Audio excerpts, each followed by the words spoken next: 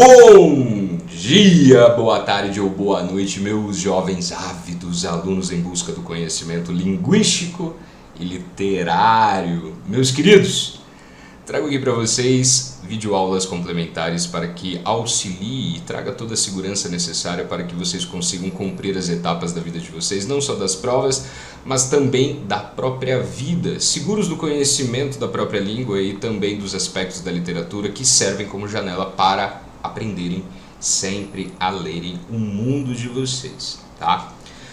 Nesta videoaula eu vou falar para vocês a respeito das figuras de linguagem, um tema que vocês já vêm abordando desde o nono ano. Quando nós falamos de figuras de linguagem, meus jovens, nós estamos falando das figuras também chamadas de estilo, não é? Que representam formas de construções entre palavras, expressões que vão apelar a uma gramática de uma maneira às vezes extrema ou às vezes delicada, reorganizando o sentido das palavras para falar além do óbvio escrito, ou seja, a forma como nós usaremos essas figuras de linguagem vão poder transcrever um subtexto, textos e possibilidades de comunicar além do que as próprias palavras escritas integralmente no texto conseguem. E elas são excelentes para a construção daquilo que nós chamamos de textos literários, porque um texto literário sempre vai expressar muitos níveis e camadas além do que apenas está escrito e lemos, ok? Para a gente começar, vamos falar sobre prosopopeia e personificação, meus jovens, tá? Algumas figuras de linguagem, elas possuem, dois tipos de nomes ou mais, e alguns desses nomes são autoexplicativos, que é o caso da personificação. Então eu estou dizendo que nós, através da própria palavra personificação, vamos caracterizar uma persona, Mas não é uma persona qualquer, é através da ideia de uma persona, de um ser humano, nós vamos justamente colocar em seres inanimados ou irracionais características que não lhes pertencem originalmente, tá? Isso porque seres humanos somos os únicos animais dotados de características muito peculiares, ok? Então, personificação ou prosopopeia nada mais é do que atribuir características humanas a seres inanimados ou ainda a seres irracionais, tá? Podendo, portanto, dizer que nós temos no meio da sala uma triste cadeira, ok? Porque ao falar e expressar isto, na escrita ou na oralidade, eu estou querendo expressar sentidos que estão muito além dessas palavras escritas como triste cadeira, Em termos de representação, eu estou atribuindo característica triste que é exclusiva de os seres humanos racionais a uma cadeira. Dependendo do contexto literário, eu simplesmente quero dizer que aquela cadeira, que eu atribuo a tristeza a ela, está sozinha dentro de um ambiente espacial, uma sala, ok? Exemplos ainda muito mais concretos que trouxe para vocês é cipreste, tá? Uma planta. Vocês podem pensar de repente, bambu, também é um ótimo exemplo aqui, e diríamos assim, o cipreste ou bambu inclina-se em fina reverência, ok?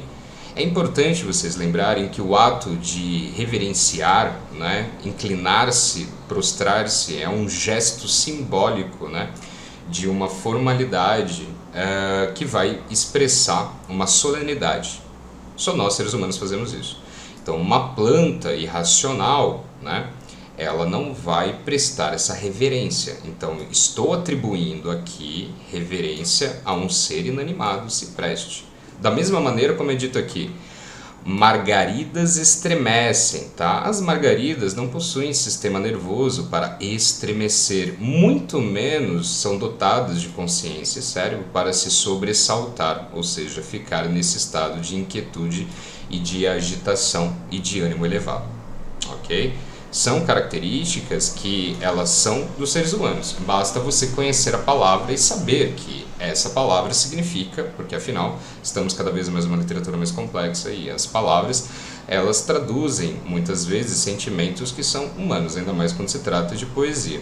Outro exemplo aqui que nós pegamos de Manuel Bandeira, ele diz assim: A água não para de chorar. A água não chora. O choro é exclusivo dos seres humanos, justamente porque nós somos conscientes. Isso é um sentimento. Então, chorar, a água não pode. Então, atribuído uma característica humana para a água. Ah, professor, mas existem animais que choram. Não, eles soltam lágrimas por seus olhos. É diferente. Chorar é um sentimento humano e é racionalizado por seres humanos. Ok? A próxima figura de linguagem que nós vamos tratar é a comparação, e todas as figuras, meus jovens, são muito simples de serem entendidas, ok? A comparação nada mais é do que a minha possibilidade de comparar exatamente esse significado, dois objetos, e não é necessariamente objeto móveis, tá? Quando eu me refiro a objetos, é duas coisas que existem no mundo. Dois objetos, um ser vivo e um objeto inanimado, ou seja, duas coisas. Vou compará-las e nesse processo de comparação eu vou notar que eu estou coletando uma ou mais características de um objeto e implicando, comparando, dizendo que há semelhança, ok? Entre os dois, tá? Então, por exemplo, aqui, meu coração tombou na vida, tal qual... Prestem atenção, nessas expressões que eu já vou falar, uma estrela ferida. Então, o ato de o coração tombar, principalmente na vida, esse complemento nominal, ele está colocando dentro de uma balança, está comparando, ele está atribuindo que existe característica nesse objeto do mundo coração, em ato de tombar, justamente com uma estrela ferida, ok? Então o que acontece? Ele está associando o coração com estrela nas circunstâncias ditas, tombou e ferida. É mera comparação, não está falando que é a mesma coisa, que há valor de igualdade. Não. Está falando que são semelhantes imagens, tá? E ele diz assim, pela flecha de um caçador. Outra coisa, outro exemplo, a Via Láctea se desenrolava como, olhe, presta atenção de novo nessa expressão, um jorro de lágrimas ardentes, tá? O que ele está dizendo? Que a Via Láctea, ao se desenrolar, ela é semelhante, se parece com um jorro de lágrimas ardentes. Em outras palavras, é como se a Via Láctea parecesse em lágrimas, tá? Parece, mas não é, ok? E aí a gente tem que ficar prestando atenção em expressões, que elas tenham uma conexão comparativa. Por exemplo, como, feito, tal qual, que nem, igual a, ok? Então, essas expressões, elas demonstram que isso é uma comparação, tá? Porque nós vamos ter quase que uma confusão entre comparação e metáfora, e depois eu vou desenrolar e livrar vocês de qualquer dúvida ao final do vídeo.